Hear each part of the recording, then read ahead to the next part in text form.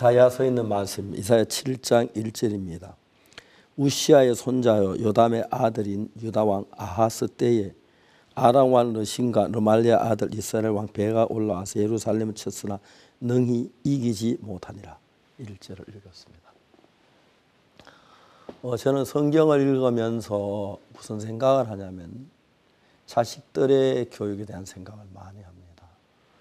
저는 딸하고 아들을 키우면서 제가 교육을 잘한 것은 아니지만은 우리 아이들이 커서 고등학교 졸업할 때까지는 저들 삶이 너무 어렵고 가난해서 아이들이 다른데 눈을 돌릴 틈이 없었고, 사실 저희들은 학생들 아이들 키우면 과외 한 번도 시켜본 적이 없고 1시간도 시켜본 적이 없는데, 하나님께서 우리 딸들이나 아들을 키워서 복음을 위해서 기쁘게 일하고 온 마음을 다 쏟아 일하는 걸 볼 때 얼마나 행복한지 말로 다 할 수가 없습니다. 성경을 읽을 때마다 제가 느끼는 게 우시아의 손자 요담의 아들인 유다왕 아하스. 우시아는 정말 믿음의 사람이었습니다. 실수 한번 했죠.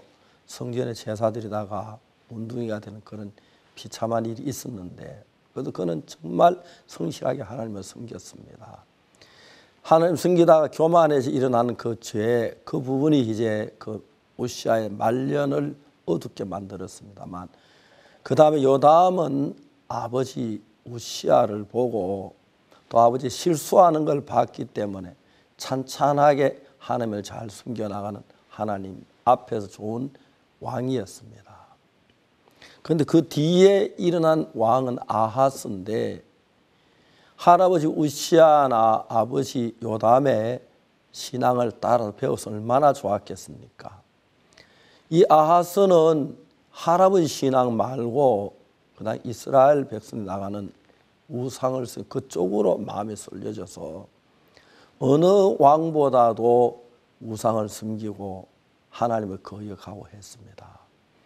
아하스가 왕이 된 뒤에 예루살렘 성전은 우상으로 가득 채웠고, 그래서 나라가 망할 대로 망하게 만든 사람이 아하스라는 것입니다. 그런데 저는 오늘 아침에 이사야를 쭉 읽다가 깜짝 놀란 것은, 아하스가 하나님을 향하여 거역하고 정말 하나님을 대적하고 그렇게 살았는데, 그 아하스를 향한 하나님의 마음을 읽어봤을 때 제가 너무 깜짝 놀랐습니다.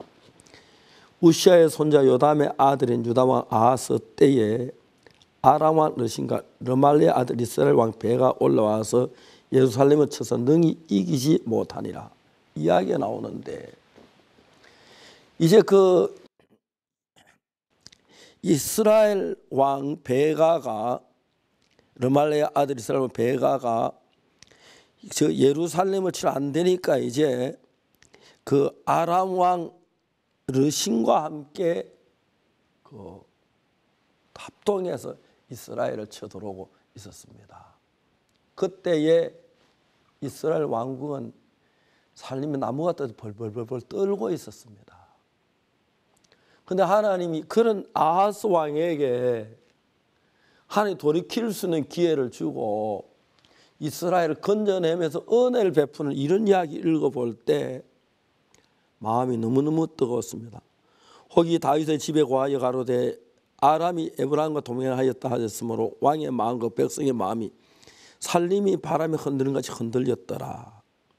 그러니까 이제 이스라엘하고 유다하고, 아하스는 유다 왕이요 이스라엘 왕 베가인데, 이 베가하고 둘이 싸워도 이스라엘 군인이 훨씬 많고 나라 크기 때문에 어려운데, 아람 왕하고 같이 동조해 가지고 아람 왕 같이 동조해 가지고 이스라엘 예루살렘을 점령한다고 그럴 때 막 그 여호와 그 혹이 다윗 집에 고하여 가로되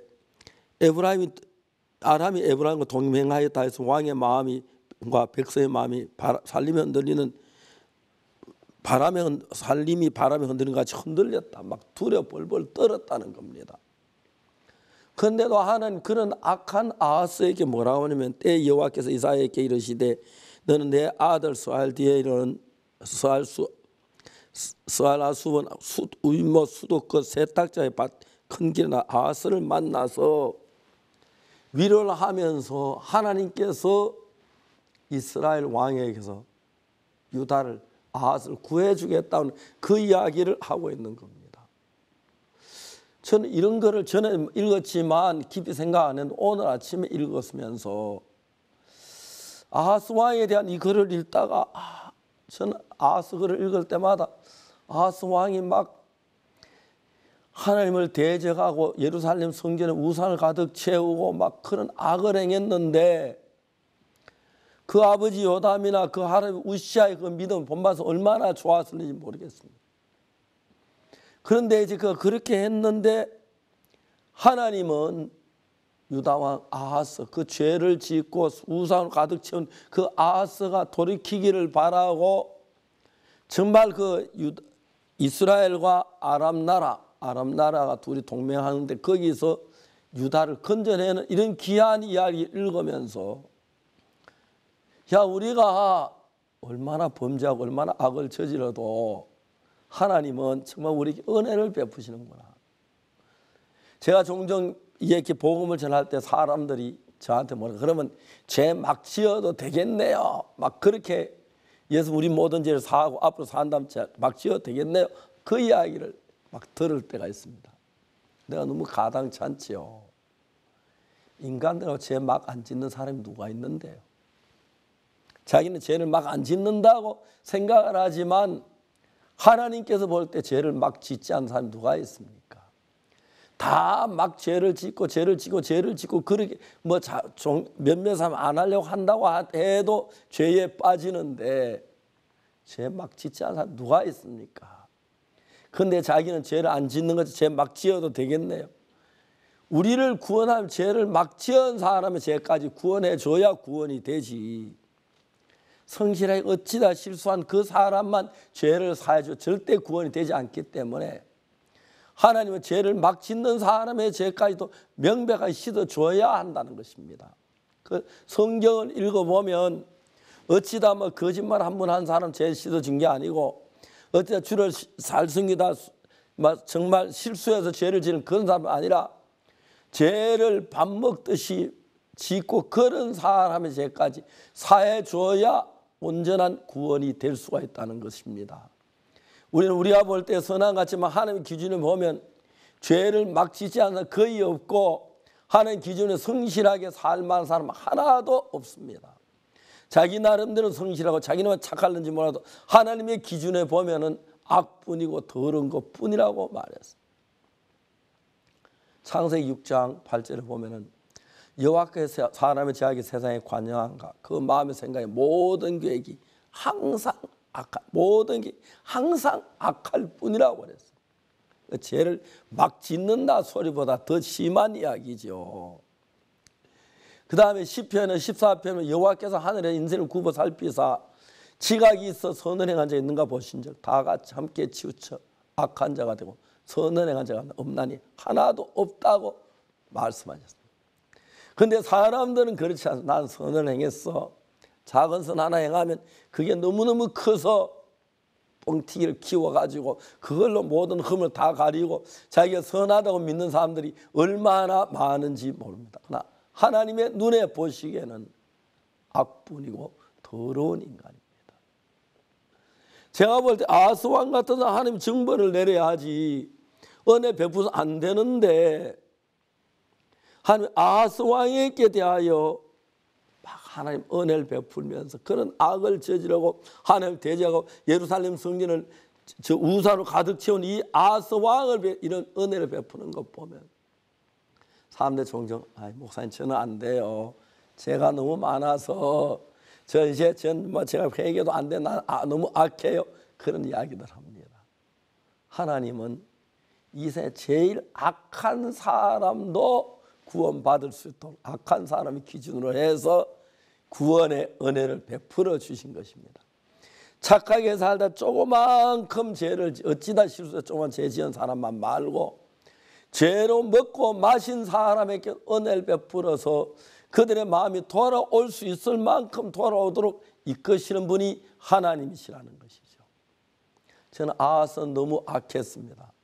아하스가 죽자마자 바로 히스기야가 왕이 되는데, 히스기야 아버지가 선왕인 아하스 왕이 죽기 전에도 우리 아버지가 저렇게 나라가 망하는구나, 우리 아버지 왕이신데 막 말도 못하고 가슴을 졸이고 있다가 아하스 왕이 죽자마자 바로 원년 정월에 예루살렘 성전 문을 열고 제사장을 모아서 이야기하고 깨끗게 하고 그다음 속죄 제사를 드리고 아하스가 범한 죄 속죄 하나님이 돌아와서 은혜로 나는 그 모양을 우리는 정확하게 볼 수가 있습니다.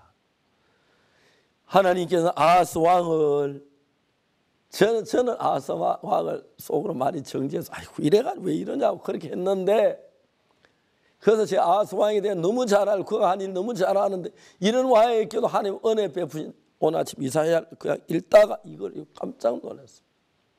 내가 그렇게 정말 악하더만 아하스 왕에게도 은혜를 베풀었고, 아하스나 내가 별로 다를 바 없는데 내게도 은혜를 베풀이는 것이지 내가 선하거나 잘나서 정직해서 이렇게 되어진 것이 아니라는 사실을 생각할 때 얼마나 감사한지 모릅니다. 사람들이 하나님의 온전한 구원에 대한 얘기를 자주 그건 죄 막 지어도 됩니까? 하는 사람들이 있습니다. 어떨 때 내가 다 말할 수 없지만 한 번씩 속여서 그러면 당신은 죄 막 안 짓습니까? 물어보고 싶습니다. 하나님 눈에 볼 때 다 죄뿐인데 우리는 죄를 너무 많이 지었기에 막 지은 사람의 죄라도 사해 줘야 구원받을 수 있지. 선한 사람들 어찌다 한번 실수한 그 죄만 사한다면 구원받을 수 있는 사람이 몇 명이나 되겠습니까? 그래서 이제 막 사람들이 많은 질문합니다. 이번에 홍콩에 어떤 부인 자매 나한테 얘기를 했습니다. 목사님, 하나님이 인간 죄 지을까 하면 왜 만들었습니까? 하시더라고요. 그래서 그 자매님 애기한 몇이 있습니까? 둘이 있습니다. 애기 죄 지을 거 알면서 왜 애기를 낳았습니까? 그러니까 웃고 말았습니다. 정말 우리는 좁게 생각할 때가 많습니다. 하나님의 큰 사랑을 모르기 때문에.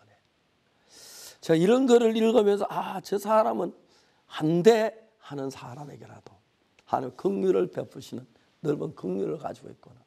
난 죄 안 돼요. 죄를 너무 많이 지어서 나는 너무 술을 많이 마시고 술에 빠져서 저는 안 돼요. 그런 말을 못하도록 아하스같이 정말 악하고 하나님을 대적한 종에게 은혜를 베푸신 하나님의 사랑이 너무너무 크고 귀하게 보였습니다. 그런 사랑이 있기 때문에 저 같은 사람도 죄사함을 받을 수 있었고 정말 하나님의 거룩한 은혜를 입을 수 있다는 것을 말씀해 드리고 싶습니다. 여러분, 난 너무 죄를 지어서 안 돼, 난 안 돼, 그렇게 생각하지 마십시오.